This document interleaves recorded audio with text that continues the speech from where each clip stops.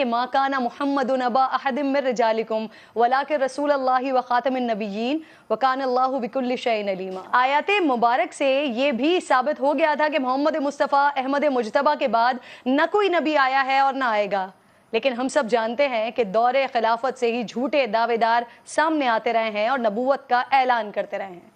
لیکن حق کے ماننے والوں نے، سینوں میں ایمان کی طاقت رکھنے والوں نے ہمیشہ ایسوں کو جہنم کا دروازہ دکھایا ہے۔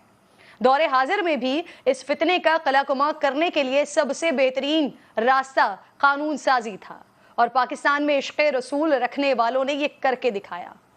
آج 7 ستمبر ہے، یوم ختم نبوت ہے۔